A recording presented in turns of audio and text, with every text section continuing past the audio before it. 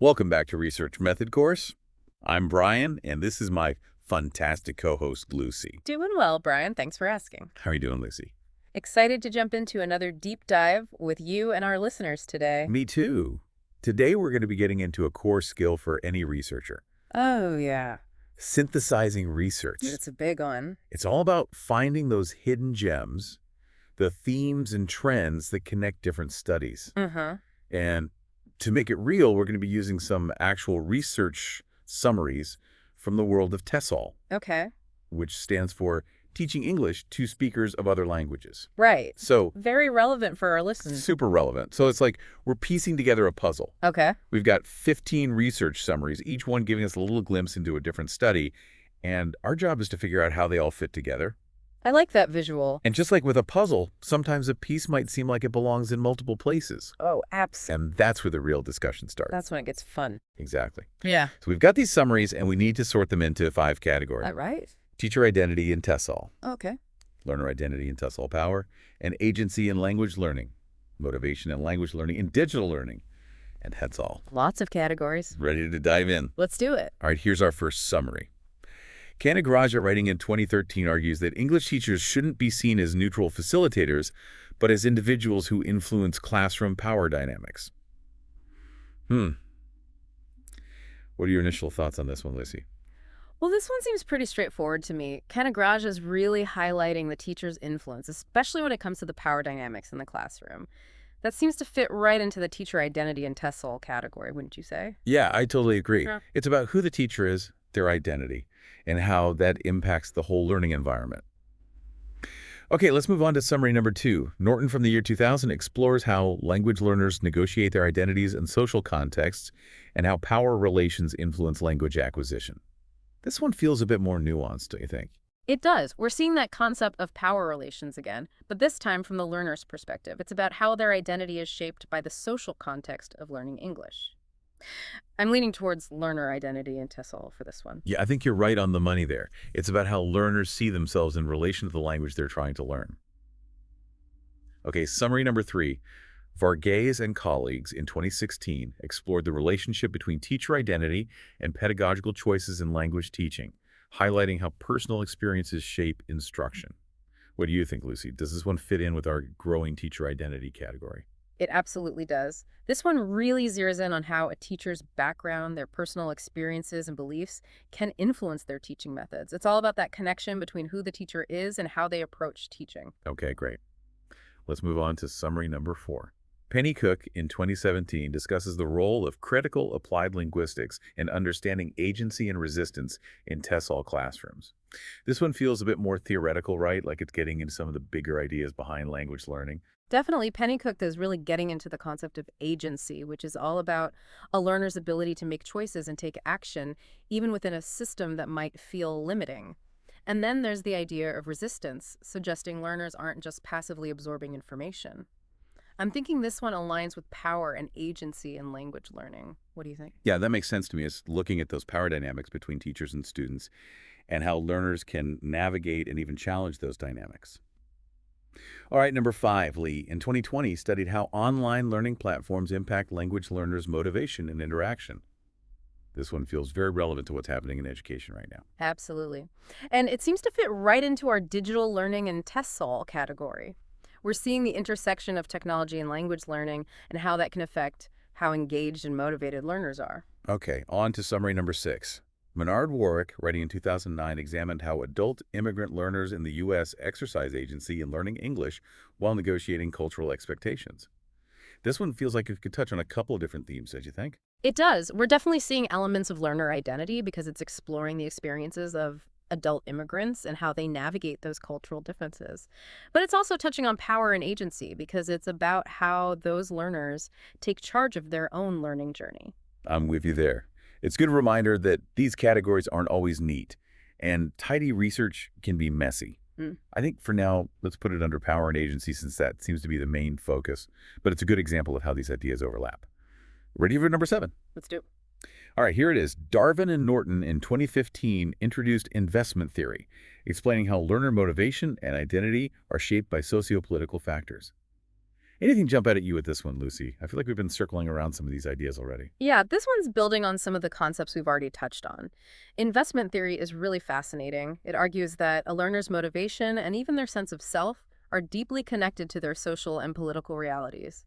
I'm seeing connections to both learner identity and motivation and language learning here. What are your thoughts? I agree, this one feels like a bit of a hybrid. It's about a learner to see themselves, but it's also about the factors that drive them to learn. Maybe we can place it under learner identity for now, but it's a good example of how interconnected these themes can be. What do you think? I think that's a good call. Okay, let's move on to number 8. Ushioda, in 2011, critiques motivation research for focusing too much on external factors rather than personal learner agency.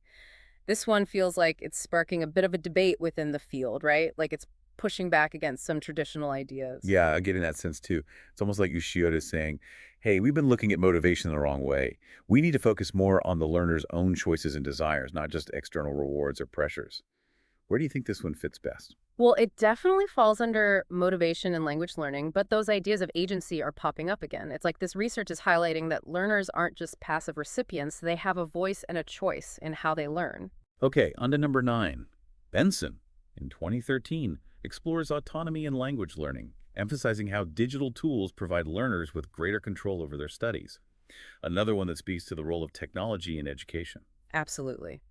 This one seems like a clear fit for digital learning and TESOL. It's highlighting how technology can give learners more autonomy and allow them to really take charge of their own learning journey. Great point. Okay, we're making good progress here. Number 10, Durnyai, writing in 2005, examines the role of motivation in second language acquisition, highlighting individual differences in learning styles. Back to the topic of motivation, which feels like a core theme in a lot of this research. It is. And this study by Durnya is really digging into all the different factors that can affect someone's motivation to learn a language. And it emphasizes that everyone learns differently, that there's no one-size-fits-all approach to motivation. This one definitely belongs in our motivation and language learning category. Okay, almost there. Number 11, Warschauer, in 2010, analyzes how digital tools change the way students acquire and use English as a second language. Another one about the impact of technology on language learning.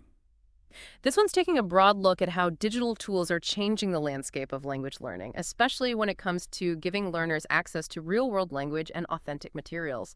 It definitely belongs with the other digital learning summaries. All right, just a few more to go. Number 12, Kumar Vaidyavilu, in 2012, critiques traditional TESOL paradigms, arguing for a post-method approach that empowers both teachers and learners in decision-making.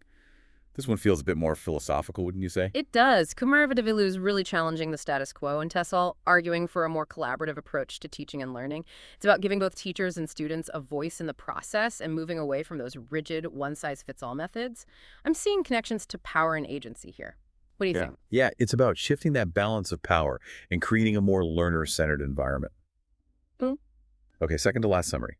Mercer and Ryan in 2019 investigate the role of emotions in sustaining long-term language learning motivation, emphasizing the importance of positive affect. This one's bringing in the feels. Right. It's a good reminder that learning isn't just about memorizing grammar rules or vocabulary. Emotions play a huge role. And this research is highlighting how positive emotions, feeling good about the learning process, can really fuel long-term motivation. This one definitely falls under motivation and language learning. Okay, last one. Number 15, Block, in 2007, analyzed how migration impacts learner identity, highlighting the dynamic and evolving nature of identity in transnational settings. This one feels like it could fit in a couple of categories, too. What do you think, Lissy? Definitely. There are strong ties to learner identity here, since it's all about how someone's experience of migrating can shape their sense of self, especially as they're learning a new language and culture. But it also touches on those social and political factors that we talked about earlier, which connects to motivation and language learning as well. Where do you think it fits best? I'm leaning towards learner identity because it seems like the primary focus is on how migration shapes how learners see themselves. Yeah. But I think it's worth noting those connections to motivation as well. Mm-hmm. So we've categorized all 15 of our summaries. Now comes the fun part, synthesizing. I can't wait to see what patterns emerge when we start connecting all these studies and looking for those bigger picture takeaways. Me too. But first, we need to take a quick break. When we come back, we'll dive into those synthesis paragraphs and see what insights we can glean from them. Stay tuned. We'll be right back. Okay. Oh my. So, yeah, let's keep going. Okay, cool. So we just spent some time categorizing those 15 summaries. We did a lot of work. And now we're going to look at some synthesis paragraphs. Yes. No, I'm So, excited about this. yeah, me too. So these paragraphs, they each take one of our 5 categories Uh-huh. and really try to tie together the research that we've looked at, Okay. and we're going to see what makes them good. Yeah. All right. Sounds good. So here is the first synthesis paragraph, Yeah. and it's focusing on teacher identity in TESOL. So it says Kenagaraja writing in 2013 challenges the notion of English teachers as neutral figures, arguing that they inherently influence classroom power structures. This view is expanded by Miller in 2018, who examines how TESS Hall teachers balance their professional identity within multicultural environments, often reconciling institutional expectations with personal teaching philosophies.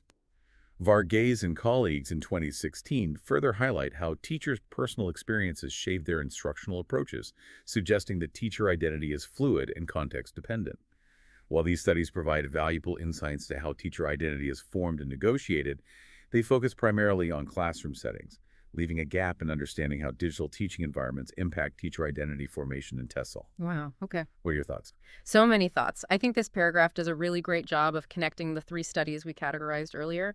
It shows how Canagraja's work on power dynamics sets the stage for Miller's exploration of identity and negotiation within institutions, and then Varghese and colleagues build on that by highlighting the impact of those personal experiences. Yeah, it's like a conversation between researchers, isn't it? It is. Each one is responding to and building upon the work that came before. Yes. And it really highlights how research is an ongoing process. Exactly. And I think this paragraph does something else really well, too. It points out a gap in the research.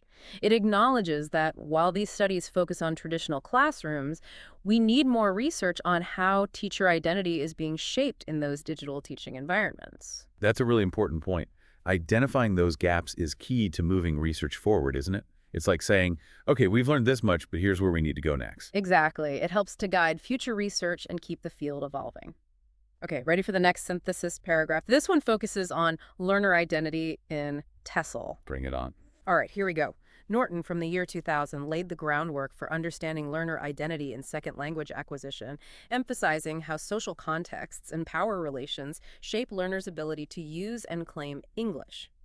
Building on this, Darvin and Norton in 2015 introduced investment theory positioning learner motivation as intricately linked to identity and sociopolitical structures.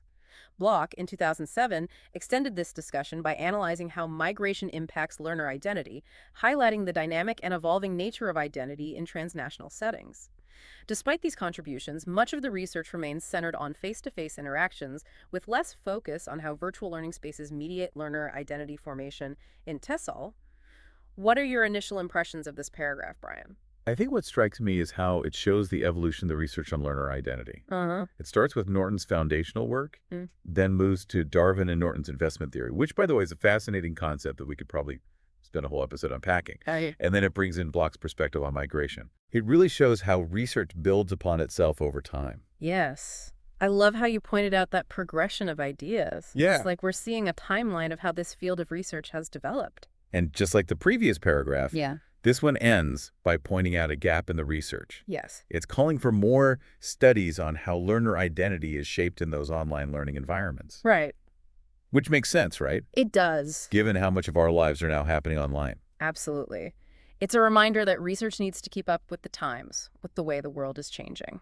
Okay, ready for the next one? This one deals with power and agency in language learning.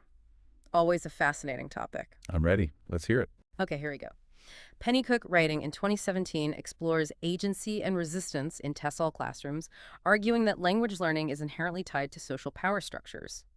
Similarly, Menard Warwick in 2009 examines how adult immigrant learners in the U.S. assert their agency while adapting to cultural and linguistic expectations. Kumara Vadavu, in 2012, takes a broader perspective, advocating for a post-method approach that empowers both teachers and learners to make pedagogical decisions beyond prescribed methodologies. While these studies highlight various dimensions of power and agency in TESOL, they primarily focus on learners' agency within structured learning environments, leaving a gap in understanding how agency operates in self-directed and informal learning contexts. So, Brian, what are your thoughts on this synthesis? Well, I think it does a great job of bringing together those different perspectives on power and agency. Yeah. You've got Pennycook focusing on the classroom, Menard Warwick looking at the experiences of adult immigrants, and then Kumara Vidaflu advocating for a more learner-centered approach to teaching. It really shows the breadth of research within this theme. Exactly. And even though these studies are coming from different angles, the paragraph highlights that common thread, the concept of learner agency. It's about recognizing that learners aren't just passively receiving knowledge, they're active participants in shaping their own learning. And once again, we're seeing that final sentence pointing to a gap in the research. It's calling for more studies on how learner agency plays out in those informal learning environments, like Mhm. online communities or language exchange partners. It's like a roadmap for future research, isn't it? It is. It shows us that even in a field that's been studied for a long time, like TESOL, there are always new questions to ask and new areas to explore. All right, on to the next synthesis paragraph. You bet. What theme are we looking at now? This one's all about motivation and language learning, which is such a crucial aspect of, well, learning any language. Absolutely. Let's hear it. All right, here it is. Dernier, writing in 2005, offers a foundational perspective on motivation in second language learning, focusing on individual learner differences. However, Ushioda in 2011 critiques this perspective for overemphasizing external motivators, arguing instead for an approach that considers personal agency in sustaining motivation. More recently, Mercer and Ryan in 2019 introduced the role of emotions in long-term motivation, emphasizing the interplay between affective factors and language learning persistence. While these studies provide a strong theoretical basis, more empirical research is needed to examine how motivation fluctuates over time in response to changing learner goals and learning environments. All right, Brian, what are your thoughts on this one? This one really captures a debate within the field, doesn't it? Mm-hmm. We see Durkheim's focus on individual differences, and then Ushioda pushes back, advocating for a more agency-centered view, and then Mercer and Ryan bring in the role of emotions, which I think is so important. Yeah. Yes. It shows how thinking about motivation has evolved over time. It's not just about external rewards or pressures anymore. It's about understanding those internal drives, that sense of agency, and the role that emotions play in keeping us going. And what I appreciate about this paragraph is that it acknowledges the strength of the existing research, but it also calls for more studies that actually look at how motivation plays out in real-world learning situations. It's one thing to have theories, but we need to test them out in practice. Exactly. That's how we move from theory to application, from understanding to action. Okay, we've got one more synthesis paragraph to go. Okay. What's the theme for this last one? This one focuses on digital learning and TESOL, which, as we've seen throughout this episode, is becoming an increasingly relevant topic in the field. All right, I'm excited to hear how these studies connect. Okay, here it is. Lee, in 2020, investigates how online learning platforms influence learner motivation and interaction, finding that digital tools can enhance engagement, but also present challenges in sustaining learner autonomy. Warshauer in 2010 provides a broader perspective, analyzing how digital technologies have transformed second language acquisition, particularly in terms of access and exposure to authentic language input. Benson in 2013 extends this discussion by emphasizing learner autonomy in digital learning, suggesting that technology empowers students to take greater control of their language learning processes. While these studies highlight the benefits of digital tools, there remains a need for more research on how different online learning modalities, e.g. synchronous versus asynchronous, impact TESOL learners' outcomes. So, Brian, what are your takeaways from this final synthesis paragraph? Well, I think it does a fantastic job of capturing both the excitement and the challenges of digital learning in TESOL. Yeah. It highlights all the potential benefits, like increased engagement access to authentic materials and greater learner autonomy. But it also acknowledges that there are hurdles to overcome, like finding ways to support learner autonomy in these online environments. It's like a balanced perspective, isn't it? Yeah. We're not just blindly celebrating technology, we're also asking those critical questions about how to use it effectively and ethically in language education. And of course, there's that call for more research. We need more studies that look at the specific ways different types of online learning impact those learning outcomes for TESOL students. Exactly. There's still so much to learn and explore in this area. So we've gone through all 5 synthesis paragraphs, each focusing on a different but interconnected theme within TESOL research. What do you hope our listeners are taking away from this exercise, Lucy? I think the biggest takeaway is understanding the power of synthesis. It's not just about summarizing those individual studies, it's about finding those connections, seeing how different research builds upon itself, and identifying where we need to go next. It's like assembling that puzzle, right? Yes. We're taking all those individual pieces of information and creating something more meaningful and complete. Exactly. Now, I know our listeners are probably thinking, okay, that's great, but how do I actually do this synthesis thing? What advice would you give them, Lucy? Well, the first step is to choose a theme that really sparks your curiosity. Maybe it's one of the themes we've discussed today, or maybe it's something completely different. Then gather some research articles or summaries related to that theme. And as you're reading those articles, try to identify those connections between them. Yeah. Ask yourself questions like, how do these studies support or challenge each other? Have perspectives on this topic changed over time? What gaps in research do I see? And remember, synthesis is a skill. It takes practice, but the more you do it, the better you'll become at connecting those dots and seeing those bigger picture insights. Absolutely. Now, for the final part of our deep dive today, Okay. we're going to give our listeners a chance to put their synthesis skills to the test. Oh! Get ready for a challenge. Okay, sounds Well, fun. So listeners, get your pencils ready. Get those thinking caps on. You can do some writing. Let's do it. But first, Yes. we're going to break. We'll be back. We'll be right back. Okay. So- Ready for the challenge? I think so. I think our listeners are ready too.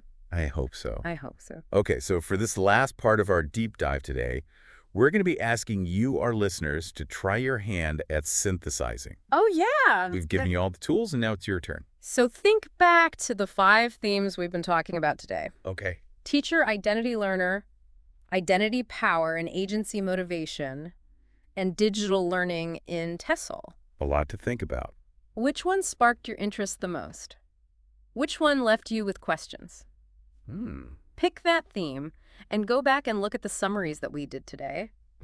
And what we want you to do is to create your own synthesis paragraph, Yes. just like the ones we've been analyzing today. Exactly. Now, don't worry, we're here to help you. Yes. So here are a few guiding questions All right. to keep in mind. I like guiding questions. Okay. Yeah. As you go back and look at those summaries, Uh-huh. think about, what are the main findings of those studies? Were there any common threads or points of disagreement between them? Okay. Did you notice any patterns or trends emerging as you read? And one of the biggest ones here, what gaps in the research did you spot? What questions were left unanswered? Oh, that's a good one. What areas need further exploration? So many good questions. So think about those questions. Yeah. Let the ideas kind A of marinate. marinate, yeah, I like that. and see if you can weave those insights into a concise paragraph Okay. that summarizes the key takeaways from the research on your chosen theme. Don't be afraid to get creative. Think of yourself as a storyteller, weaving together those research threads to create a compelling narrative. That sounds fun. It is fun. Most importantly, have fun with it. This is your chance to put those critical thinking skills to work and contribute to the ongoing conversation about language learning and teaching. And as you reflect on this process of synthesizing research, Yeah. think about how this skill can be applied beyond academia. Oh, that's an interesting thought. It's a valuable skill to have in so many aspects of life, right? Mhm. Whether you're reading news articles, Right. making decisions, or just trying to make sense of the world around you. Uh-huh. Synthesizing information helps us to connect the dots, see the bigger picture, and ultimately make more informed choices. Couldn't have said it better myself. So congratulations on completing this deep dive with us. We hope you've gained a deeper understanding of the research process, specifically the art of synthesis, Yeah. and that you feel empowered to continue exploring the fascinating world of TESOL research. It is fascinating. Remember, the learning never really stops. Oh, it's true. There's always something new to discover, new connections to make, and new questions to ask. Keep those minds curious and keep exploring. Absolutely. We'll be back with another deep dive soon. But until then, happy researching, everyone. Happy researching.